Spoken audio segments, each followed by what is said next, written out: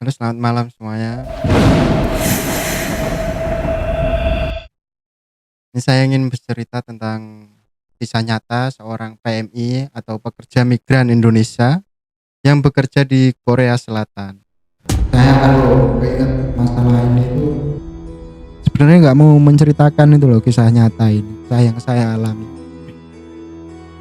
Cuma buat pelajaran buat kita semua, ya maksudnya kalau di negara orang itu bekerja kan nggak cuman fisik itu loh yang disiapin, kayak mental semuanya itu harus disiapin. Jadi saya harap kedepannya itu tidak ada kejadian seperti ini lagi gitu loh. Mungkin ya yang tidak tahu, calon pekerja migran Indonesia yang mau bekerja ke Korea Selatan harus ini mewajibkan menguatkan mentalnya gitu loh, fisiknya juga, semuanya lah. Jangan semata-mata nekat gitu loh, modal nekat pergi ke Korea Selatan untuk bekerja tapi tidak tahu gitu loh, di sana itu tingkat kesetresannya tuh tinggi, tekanannya juga tinggi dari atasan, dari mandor-mandor atau rekan kerja gitu. Jadi harus siap semuanya. Mungkin ya jangan sampai kejadian seperti ini lagi. Dan untuk almarhum semoga diterima di sisi Allah Subhanahu wa taala, dan bagi keluarga yang ditinggalkan semoga diberi ketabahan yang besar. Amin amin ya rabbal alamin. Ini kisah nyata saya saat tinggal di negara Korea Selatan pada tahun 2019. Pada saat itu saya sedang mencari pekerjaan di Korea Selatan karena pada saat itu yang dekat dengan tempat kerja yang akan saya lamar, saya memutuskan untuk tinggal di masjid kota tersebut. Pada saat saya ingin tinggal sementara di masjid tersebut, saya bertemu dengan Pak Tony, sebut saja Pak Tony, dari Jawa Barat yang kebetulan penghuni lama masjid tersebut. Pak, saya izin tinggal sementara di masjid ya, soalnya biar deket sama tempat kerja. Iya mas, gak apa-apa, saya malah seneng jadi ada temennya pada saat hari kerja. Soalnya pada hari kerja itu masjid sepi, gak ada orang. Selang beberapa hari datang teman dari Klaten, Ilham namanya, yang posisinya sama seperti saya, berstatus dalam masa pencarian kerja. Kata Ilham, Mas, saya izin tinggal ya di masjid ini. iya mas, orang masjid baik-baik kok mas, mau nampung saya aja baru 3 hari di sini. Oh iya mas, Kata Ilham. Masnya asal dari mana? saya Ilham dari Klaten mas. Sekarang lagi masa pencarian kerja saya mas. Oh sama mas, saya juga dalam masa pencarian kerja. Nyari kerja bareng ya mas. Oh siap mas, besok saya antar ke pusat pencarian kerja buat daftarin diri untuk nyari kerja di daerah sini ya. Alhamdulillah mas, terima kasih mas. Iya mas. Hari berikutnya saya mengantar Ilham ke kantor pencarian kerja di kota tersebut. Mas Ilham, bangun. Oh iya mas, maaf mas, saya semalam gak bisa tidur. Di sini saya belum curiga karena si Ilham masih nyambung diajak ngobrol. Iya mas, gak apa-apa, namanya juga lagi nganggur mas, jadi banyak pikiran. Oh iya mas, bener. Setelah dari kantor pencarian kerja, saya dan Ilham berbincang-bincang lebih dalam tentang pekerjaan sebelum nganggur. Masnya sebelum nganggur kerja di mana mas? Saya kerja di daerah bawah mas, di kota Naju, Gwangju, Korea Selatan. Oh Gwangju.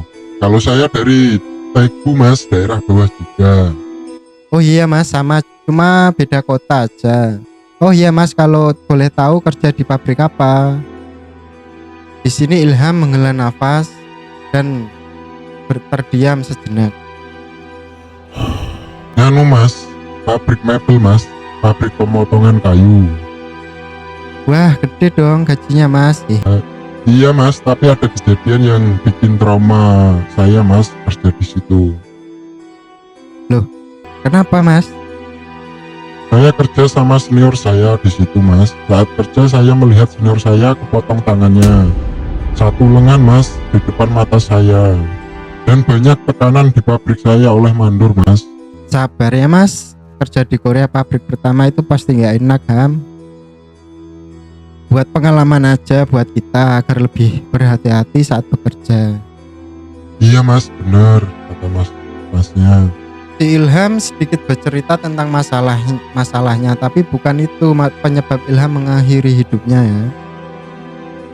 Setelah 1 minggu, saya mendapat telepon dari om saya yang kebetulan pabriknya mau membuka lowongan kerja. Dek, bisa kesini nggak sekarang? Nanti om jemput ke masjid ya. Iya om, bisa. Kenapa om? Besok tinggal di tempat saya kerja ya. Soalnya bos om nyari karyawan. Tapi cuma 1 orang dek. Oh iya om, alhamdulillah. Terus di situ saya dijemput sama om saya untuk beranjak pergi dari masjid tersebut.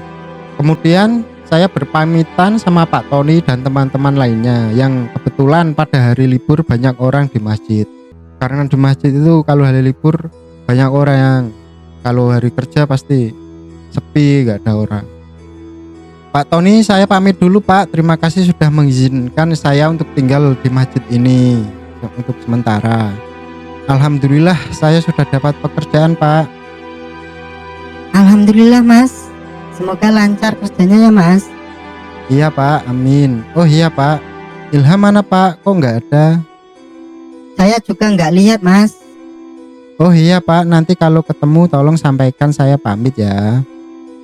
Oh iya Mas, gampang kalau itu. Yang penting Masnya baik-baik kerja.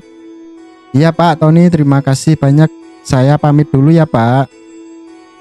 Saat berjalan tidak jauh dari masjid, saya bertemu dengan Ilham sedang belanja sayur sama marbot masjid. Karena di dekat masjid itu ada pusat perbelanjaan ya, kayak pasar gitu. Mas mau kemana? Kok bawa koper? Ham, jadi saya cari-cari di masjid nggak ada. Alhamdulillah ketemu di sini ya. Gini Ham, saya diajak kerja di tempat om saya kerja. Pabriknya butuh karyawan tapi cuma 1 orang Ham. Alhamdulillah saya bisa kumpul kerja sama om saya Ham. Di sini saya masih teringat kata-kata dari almarhum Ilham yang terakhir. Kok gitu Mas? Mas tega ninggalin saya. Di masjid banyak orang Ham. Ada Pak Tony juga dan teman-teman yang lain. Iya Mas, saya cuma bercanda kok. Semoga lancar ya Mas kerjanya. Iya Ham, semoga juga kamu cepat dapat kerja ya Ham. Nanti saya kalau libur mau main ke masjid ya Ham.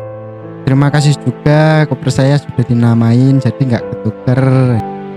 Oh iya Mas, sama-sama. Terima kasih juga saya sudah diantar, udah ditemenin ya Mas selama di masjid.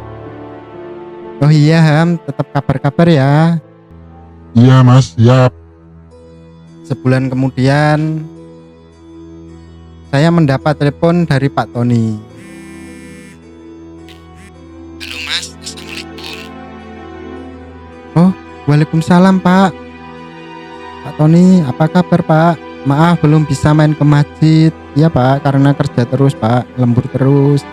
Insya Allah besok Sabtu saya sempetin libur mau main ke sana ke masjid. Di sini saya kaget mendengar omongan Pak Tony. Alhamdulillah baik Mas. Kebetulan Mas kalau Masnya besok mau ke sini, masjid sedang berduka Mas. Innalillahi wa inna ilaihi rajiun. Maaf Pak, siapa Pak yang meninggal?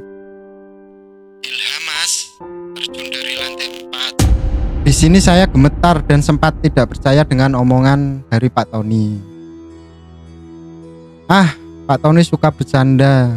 Lawang kemarin aja masih cacatan sama saya, nanyain kabar kok Pak. Iya Mas, serius. Besoknya saya bergegas pergi ke masjid. Setelah sampai masjid, saya jalan naik ke lantai 3 karena masjidnya itu di lantai 3. Sambil gemetar seakan-akan tidak percaya dengan kejadian tersebut. Sesampainya di dalam masjid, di situ banyak teman-teman sedang membacakan doa untuk almarhum. Dan saya bertemu dengan saudara almarhum Ilham dan mengobrol. Masnya siapanya Ilham? Saya saudaranya mas. Mas temennya almarhum. Iya mas, saya temennya pas nganggur di masjid. Tapi setelah itu saya dapat kerja dari om saya. Terus saya pergi duluan dari masjid. Iya mas, maafin Ilham ya mas kalau ada salah selama ini. Saya tadinya nggak percaya mas, kalau Ilham kayak gini. Ini mas, kalau almarhum memang banyak tekanan mas, seperti orang depresi. Masalahnya ada dari rumah dan di sini di Korea Selatan. Sebelum berangkat ke masjid ini, dia sudah linglung mas. Ah enggak mas, ngobrol sama saya aja nyambung mas. Cuma agak pendiam sih, orangnya kurang terbuka. Setelah itu Pak Tony datang. Mas, Di sini saya langsung tanya kronologi ke Pak Tony. Pak Tony, kok bisa seperti ini Pak Ilham Pak?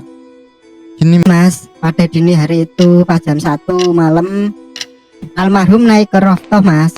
Pada saat naik ke rooftop ada anak masjid yang sedang main PS. Yang sedang main pun bertanya, Mas, mau apa jam segini naik ke rooftop? Mau nyari angin segar mas, bentar. karena anak masjid yang main PS ketiduran, tidak sadar kalau si Ilham udah turun apa belum. Tidak tahu karena teman-teman sudah tidur semua. Jam 3 pagi terdengar suara hentaman keras dari atas ke bawah. Sontak yang tidur di dalam masjid pun kaget, bangun langsung bergegas keluar melihat suara tersebut. Tolong ada orang jatuh dari atas. Mas, tolong ada orang jatuh dari atas. Saat disamperin, almarhum masih bernyawa, hanya terdengar rintiannya. Aduh. Telepon ambulans cepat, telepon ambulans. Lalu dibawa ke rumah sakit. Setelah beberapa jam, almarhum menghembuskan nafasnya yang terakhir di rumah sakit Korea Selatan. Saya hanya terdiam mendengar cerita Pak Tony. Kemudian saya diberitahu oleh saudara Ilham tentang isi chat Ilham kepada keluarganya sebelum mengakhiri hidupnya. Bu, Ilham diikuti terus sama orang yang mau bunuh saya.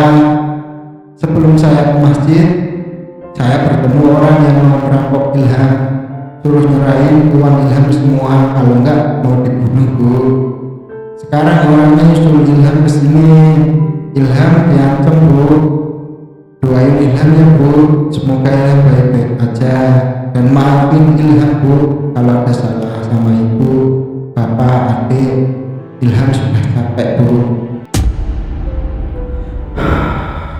Cukup dari cerita nyata dari saya, semoga semuanya bisa mengambil hikmahnya. Dan untuk rekan-rekan PMI yang di Korea Selatan, yang masih berada di Korea Selatan, saya menghimbau untuk tetap berhati-hati dalam bekerja. Jika ada masalah apapun, diharuskan untuk bercerita kepada teman-temannya. Terima kasih. Wassalamualaikum warahmatullahi wabarakatuh.